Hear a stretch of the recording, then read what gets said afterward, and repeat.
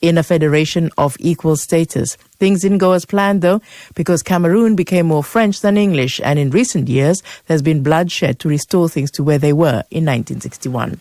Armed separatist fighters have been holding parades in the English-speaking regions, known to them as Ambazonia, even though the government has banned commemorating the day. Dr. Samuel Ikome Sako is referred to as the president of the Ambazonia interim government. He is based in the US, and I spoke to him first about the recent lockdown they declared in Cameroon and put it to him that people stayed indoors to avoid reprisals. No, that is some La République Propaganda. That's what they always say. We have always shut down the territory anytime we chose to. And if we want, we'll shut it down again. It has never been because of some people sitting somewhere and giving orders and going about using terror. The people of Ambazonia in 2017 came out on the street in millions. Those millions are not dead. They are the people who keep on protesting. When we say a lockdown, the lockdown is 90% enforced by the population themselves, not by the fighters. How many fighters were walking the streets saying everybody should close his doors? People made that decision because they want this change. See what is going on. The people have made a decision. This is more than a referendum. Well, I suppose I'm not debating whether or not your cause is popular or not in the English-speaking regions of Cameroon. Can you accept that there were very many people who feel that they suffered under this lockdown? It wasn't something that they welcomed. That is the price the people voluntarily, in their majority, decide to pay, because so as to be free indeed. It is the heat they decided to go through in order to avoid the fire, which they have been which they have been in for 61 years. So to say that it's not hurting is untrue. But to say that the people don't want it, that's not the truth. There are many, many cases of human rights abuses and killings and maimings happening on the ground, and not just on the side of the gendarmerie, which we've reported about over and over again and seen. There's lots of video evidence of things like that happening as well. Ambazonian fighters are also being accused of committing atrocities against the people. What do you say to that? Well, given the state of the conflict right now, no one can say Ambazonian fighters are committing this or that. That is why we have consistently asked the human rights organizations and media organizations like the BBC to call for an international fact-finding mission and make that the most important call, so that we can go there, the international community can go down and verify what exactly is happening. I'm sorry to come across as insensitive. It's just a question that comes up when people inside the country raise those questions themselves. When, for instance, many fighters on the ground in the country release videos and audios rejecting claims that you are funding their forces from the money that you're collecting from people. So when people say those things and make those accusations, what is your response? You know what? Anything you want me to produce on video from Amazonia, I can get somebody with $100 to produce that video and put it out there.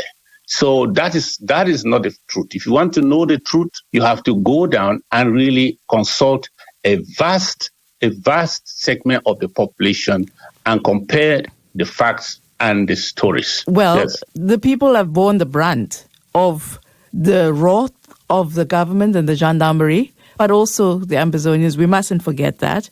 And you've been declared a terrorist organization. There's a military campaign against you. And how far would you say independence is for you from the facts on the ground now? We are not terrorists. That's the language. That's the lingua of the strong and the oppressor. They always use that word terrorist. So I'm not frightened by it.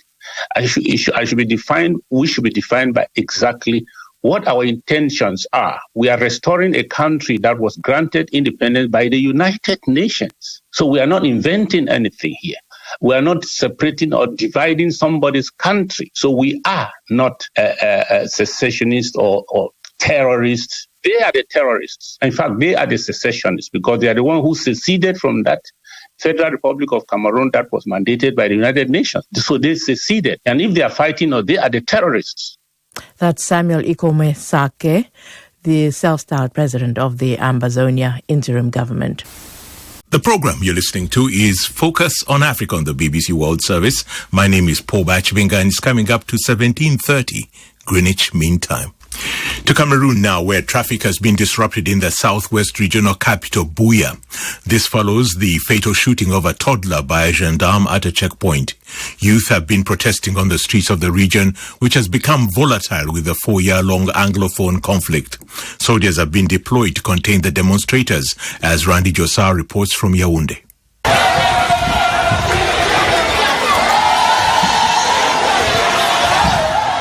Anger on the streets of Buea.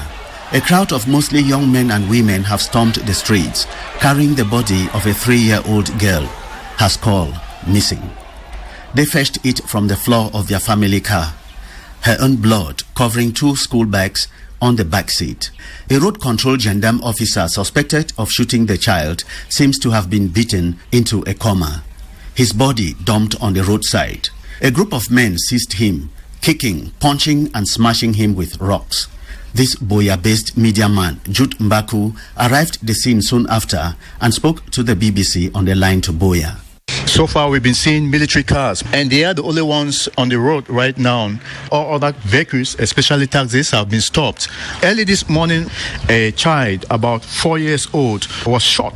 Those who were at the spot say the child was in the car with a parent, and the population here turned out en masse to march with the cops along the streets, halting traffic and barricading roads. They said they were going to the governor's office. This is how other residents of Buea feel. The government should caution the military people to know how they trigger their guns, because I don't see how a military who is supposed to protect citizens killing them. It is not done. I don't know what the country is turning into. It's so sad.